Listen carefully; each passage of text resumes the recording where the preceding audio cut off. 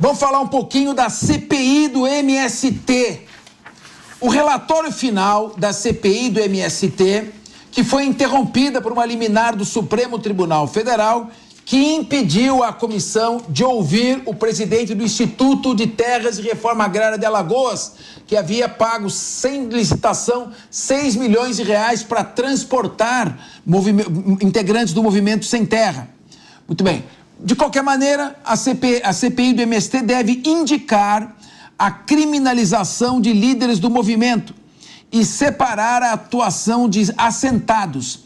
A informação foi dada pelo relator, o deputado Ricardo Salles, do PL de São Paulo, ao Estadão.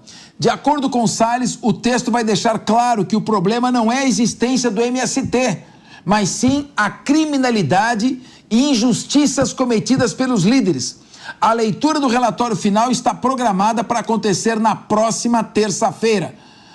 Dani Alves, o que você espera de desdobramento desta investigação? A CPI fez o que ela pôde, embora ela tenha sido interrompida e atrapalhada nos seus trabalhos de investigação. Bom, Capês, o Salles, não é, e, claro, toda a comissão que efetivamente estava empenhada em verificar a atuação do MST, eles encontraram ali, ao longo da investigação, alguns crimes, e esses crimes ligados a lideranças do MST. Eu acho que foi muito oportuno e inteligente terem separado a questão das lideranças e dos assentados, porque o que se viu foi o seguinte, que os assentados, na verdade, eles são massa de manobra, não é? E acabam sendo utilizados, aliás, a sua vulnerabilidade acaba sendo instrumentalizada pelas lideranças para cometer determinados crimes.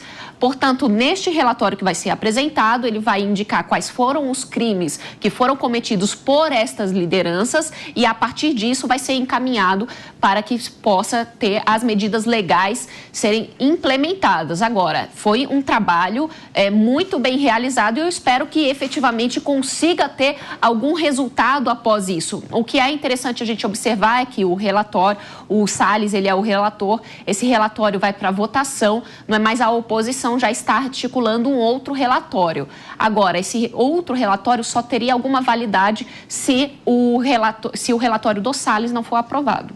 O que eu acho que é a tendência, né? Diego Tavares. Eu acredito que essa seja a tendência, Dani, do relatório não ser aprovado, até diante do recente ingresso do Republicanos e do PP na base do governo. A gente sabe que isso foi um fator que, enfim, praticamente desmontou a CPI do MST. Infelizmente, porque o Salles vinha muito bem, ele estava conduzindo muito bem os trabalhos, os depoimentos estavam, de fato, incriminando esses líderes do MST, como o relatório do Salles deve indicar, o que também não é preciso fazer muito esforço, né? Os líderes do MST vêm a público anunciar os seus crimes, como foi no caso do Abril Vermelho. Você não precisa investigar muita coisa se o líder vem em rede nacional e fala que vai invadir, vai promover invasões de propriedade privada, o que é um crime, está lá no nosso Código Penal, crime de esbulho possessório, fora os outros crimes que nós sabemos que acontecem nos assentamentos.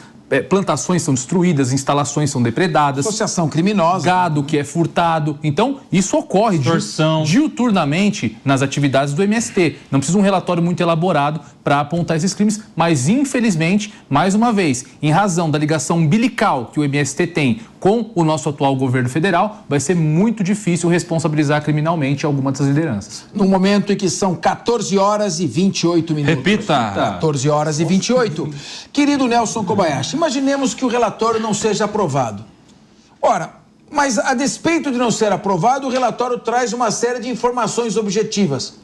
A polícia pode desconsiderar as informações objetivas só porque o relatório não foi politicamente aprovado? Não, não precisa. O relatório ele tem ali a sua formalidade, claro que tem o poder de gerar, inclusive, um indiciamento, se for aprovado no final, mas as informações são enviadas à autoridade policial e ao Ministério Público, que pode considerar criminoso aquele que o relatório não considerou, ou vice-versa, pode considerar, caso de arquivamento, aquilo que o relatório entendeu como crime. Então, quem tem o poder de uma ação penal, quem é o dono, é o Ministério Público, e aí é claro que essa votação para a aprovação do relatório é importante, mas não é determinante para o prosseguimento dessa investigação para que se converta em uma ação penal lá na frente. Mas hoje em dia, né, Kobayashi, parece que se a gente não tiver alguma força política, nada acontece nesse país, Principalmente não é? nesse caso do MST. Então, vocês acreditam, Nicoli, você acredita que haja alguma repercussão dos trabalhos da CPI no momento em que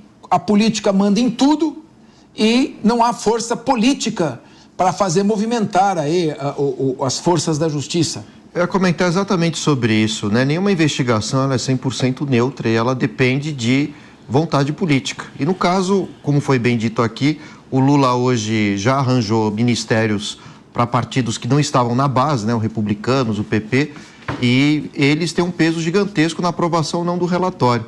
E pode ser que ele seja engavetado e muito menos haja o aprofundamento das investigações a respeito do MST por outras instâncias. Então, tem a impressão que a ideia, né, do próprio PT era transformar essa CPI dentro da visão da sociedade num espetáculo, né, desnecessário, e me parece que esses acordos que saíram na última semana entre PT e partidos de centro acabaram jogando uma pá de cal dentro das investigações. Eu acho que o resultado não Mas vai gerou efeito, viu? Gerou um bom efeito, Mas, principalmente na juridicamente, prática. Eu acho que não vai dar em nada. Gerou na